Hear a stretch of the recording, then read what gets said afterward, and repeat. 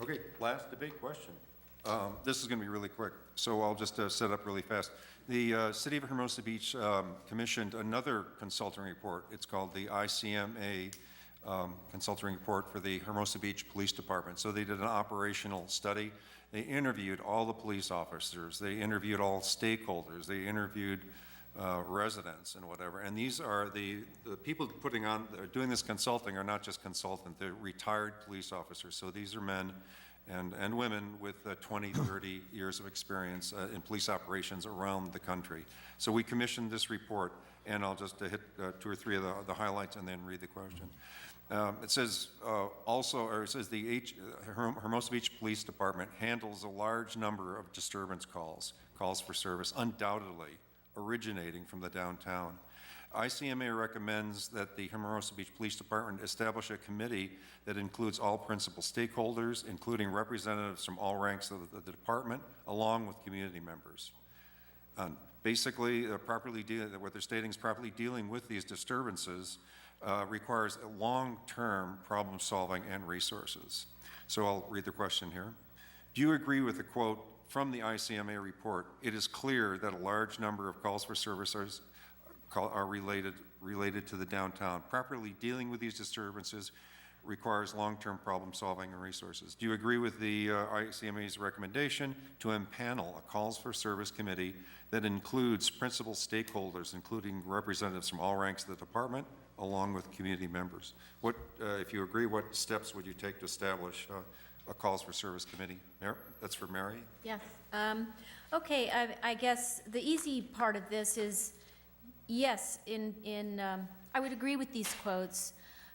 It's always a good idea to create a complete cross-section of all the stakeholders to attack a thorny, complicated challenge and problem in a community, in this case. One question that did come up for me when I was thinking about this, and I would need more information to understand all of the other, groups and or task forces and or efforts that are already underway, so that we could distinguish how this would contribute something different and needed in this big equation that we've been spending quite a bit of time talking about now. So obviously we all care about it. But if it were deemed that this would play a special role in this effort to kind of turn things around for the problems that we have there, what I would do is, I guess as a council member, I would work with my colleagues to get alignment first about this as a prioritization, and then provide direction to the city manager to, in all likelihood, work with Chief Papa in order to initiate a committee. If a committee, and again, I just say no committee just for committee's sake, but the committee that has a very specific defined purpose and role that is going to add to our solution path. I liked the suggestion that it would be all kind of levels of the police force, a crime analysts, patrol officers, sergeants, et cetera. Business owners, yes, absolutely. I love all the comments about partnering with business owners. I don't know the extent to which we've done that so far, or how successful it has been if we have. You can summarize? And it would just have to be well structured, and it would have to be very clear what the outcomes would be to make it worthwhile. And I will stop there. Okay, thanks, Mary. Haney? I agree with the references included in the question. I think we've already established that we do have a downtown problem. We also have a downtown task force working on this issue. We have private security that's helping our police department address the issues. So I would defer some of these questions about next steps until we get the recommendations from the task force that's working on it.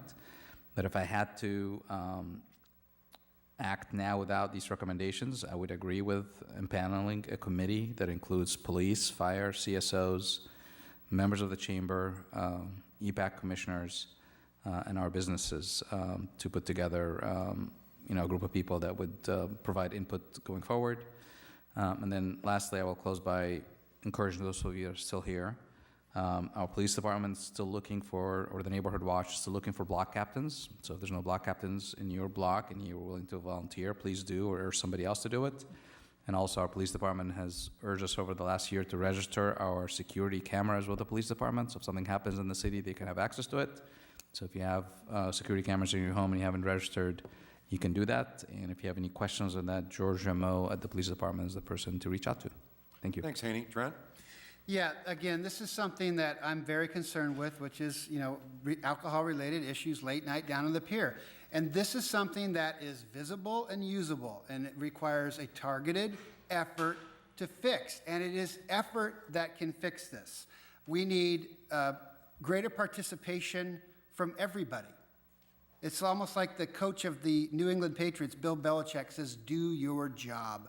We need additional security guards. We need additional lighting that we've already talked about. We need additional participation with the hospitality industry and the bar owners.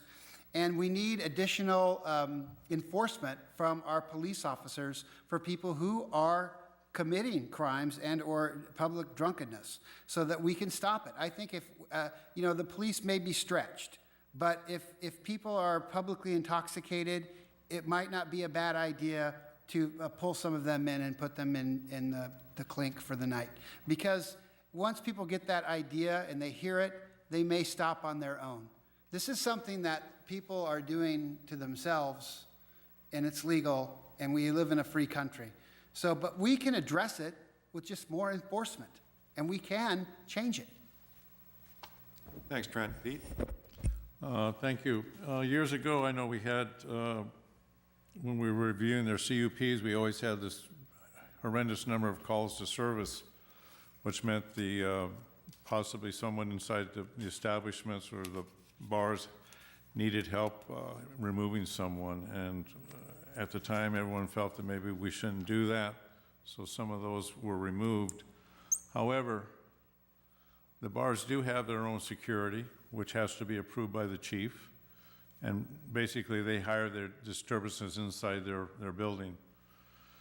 Our police department has continually worked with these downtown businesses to get a reduction of the problems. And as I've said earlier, once you have one problem solved, there's one that you never thought of pops up again. As far as the panel and committee, right now the chief meets with all the businesses down there to try to continue to improve the safety downtown and the problems that our police department is having. So I think the chief has taken a proactive stance in that to inform the businesses, and from what I hear, they've responded as best they can. There again, based on the nature of the people coming. You can summarize, Pete? The chief has added additional security to help in the downtown area. Lighting is a key element. We need to light that up like it's high noon down there constantly. And I hope with the additional security we have and the show of force, hopefully we'll get some results as we have with the 4th of July security ramp up that we've had. Thank you. Yeah, thanks, Pete. Stacy? Thanks, Al. I'm not surprised that we have a large number of calls for service related to disturbances, and that number should come down if we can properly implement some of the work the downtown subcommittee has been working on. We're working on diligently reducing crime through environmental design models. We are adding 4 new subsidized officers and filling all police officer positions that are currently open. We're looking into reviving a downtown substation. And if I've not said it enough in this meeting, within the next month, we are presenting this to council as a comprehensive downtown plan that's the product of nearly 9 months of meetings for their consideration.